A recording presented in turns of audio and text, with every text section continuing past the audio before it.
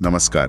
आज हम बात कर रहे हैं सेल्फ लव या स्व प्रेम की। हाँ। और इससे जुड़ा वो एक बड़ा सवाल कि भाई अपना ख्याल रखना कहीं स्वार्थ तो नहीं। हाँ, ये सवाल बहुत कॉमन है। हमारे पास जो स्रोत हैं वो इसी बात को देखते हैं कि समाज क्यों अक्सर सेल्फ केयर को, मतलब अपनी देखभाल को स्वार्थीपन से जोड़ देता है। बिल्कुल, और अक्सर सुनने को मिलता भी है ना, कि अरे बस अपने बारे में ही सोचते रहते हो। हाँ हाँ। लेकिन जो स्रोत हमने देखे वो साफ कहते हैं कि स्व प्रेम और जिसे हम अहंकार या ईगो कहते हैं, उसमें बहुत बड़ा फर्क है। अच्छा, क्या फर्क है? देखिए, स्व प्रेम का मतलब है मैं भी महत्वपूर्ण हूँ, मेरी जरूरतें भी हैं, जबकि अहंकार कहता है सिर्फ मैं ही महत्वपूर्ण हूँ, सबसे ऊपर।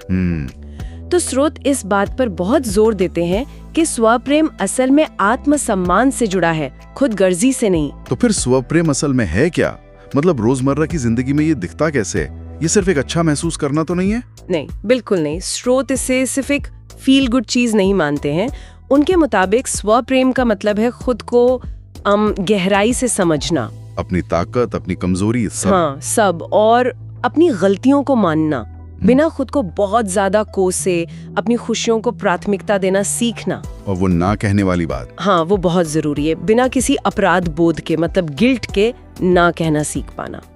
और दिलचस्प बात ये है, कई स्रोत इसे मानसिक स्वास्थ्य के लिए एक बुनियादी जरूरत मानते हैं, कोई लग्जरी या ऐशो आराम नहीं। ये बुनियादी जरूरत वाली बात वाकई सोचने वाली है, क्योंकि समाज तो इसे अक्सर फालतू या लग्जरी ही समझता है। सही कहा। तो फिर स्रोत इसे स्वार्थ क्यों नहीं मानते? मतलब क्या तर्क देते हैं वो? इसका एक बहुत अच्छा तर्क जो कई जगह मिला वो है खाली ग्लास का उदाहरण। खाली ग्लास? अच्छा। हाँ, सोचिए, अगर आपका अपना ही भावनात्मक ग्लास खाली है, आप खुद ही थके हुए हैं, बिल्कुल ड्रेन्ड आउट है, तो आप दूसरों की मदद कैसे करेंगे? सही बात है। कितनी देर तक कर पाएंगे? सही बात है। तो स्व प्रेम उस ग्लास को भरने जैसा है। ये आपको वो ऊर्जा देता है जिससे आप ना सिर्फ अपना ख्याल रखें, बल्कि दूसरों के लिए भी ज्यादा प्रभावी ढंग से मौजूद रह सके, बिना चिड़चिड़ाए, बिना जले भुने। कुछ स्रोत तो ये भी कहते हैं कि स्व करुणा यानी सेल्फ कंपैशन असल में दूसरों के प्रति आपकी समानुभूति को बढ़ाता है, कम नहीं करता। अच्छा, ये तो उल्टा है जो हम सोचते हैं। हाँ। और शायद इसीलिए स्रोत ये भी कहते हैं कि जब कोई अंदर से भरा हुआ महसूस करता है, खुद से प्यार करता है, तो उसे बाहरी तारीफ या वैलिडेशन की जरूरत कम पड़ती है। बिल्कुल सही। एक तरह की भावनात्मक आजादी मिलती है, निर्भरता कम होती है। सही। और अच्छी बात यह है कि स्रोत सिर्फ थ्योरी नहीं बताते, इसे करने के प्रैक्टिकल तरीके भी बताते हैं। वो क्या है?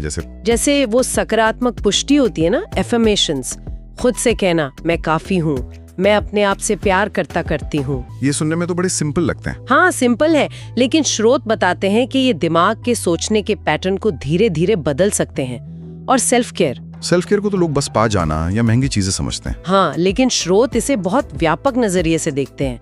सेल्फ केयर कुछ भी हो सकता है जो आपको रिचार्ज करे। 5 मिनट चुपचाप बैठना, बाहर टहलना, म्यूजिक सुनना। अच्छा। कोई भी ऐसी चीज जो आपको अच्छा महसूस कराए। और एक बहुत अहम बात, वो जो हमारे अंदर एक आवाज होती है ना, जो हमेशा नुक्स निकालती रहती है। हाँ, नेगेटिव सेल्फ टॉक। बिल्कुल, उसे पहचानना और उसे चुनौती देना, ये बहुत जरूरी है। और हाँ, आज के जमाने में सोशल मीडिया पर दूसरों से तुलना करने से बचना। ओहो, ये तो बहुत बड़ा पॉइंट है आजकल। हाँ, क्योंकि ये आत्मसम्मान को बहुत नुकसान पहुंचाता है। तो ये सारे छोटे छोटे कदम हैं, पर इनका मिला जुला असर होता है ना? हाँ, बिल्कुल। स्रोत यही कहते हैं कि यही धीरे धीरे आत्मसम्मान की नींव को मजबूत करते हैं। लेकिन एक सवाल और, क्या स्रोत ये भी बताते हैं कि ये स्व प्रेम कहीं आत्ममुग्धता, मतलब नार्सिसिज्म या अहंकार में ना बदल जाए? वो लाइन कहाँ है? हाँ, ये बहुत जरूरी सवाल है। स्रोत आगाह करते हैं, देखिए, स्व प्रेम का मतलब ये नहीं कि आप परफेक्ट हैं या कभी गलती नहीं करते। इसका मतलब है अपनी कमियों के साथ खुद को स्वीकार करना और सम्मान देना।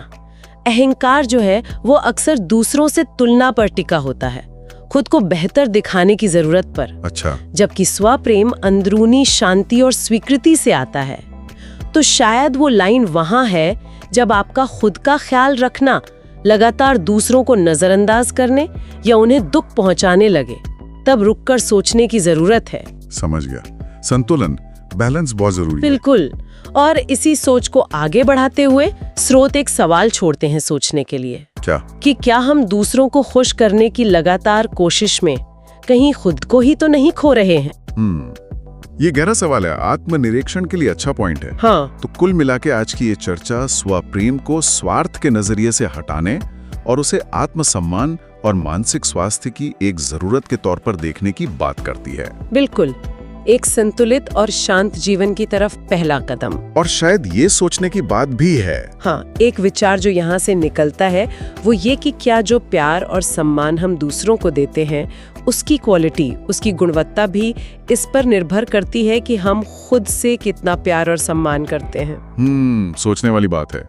बहुत कुछ है इस पर विचार करने के लिए।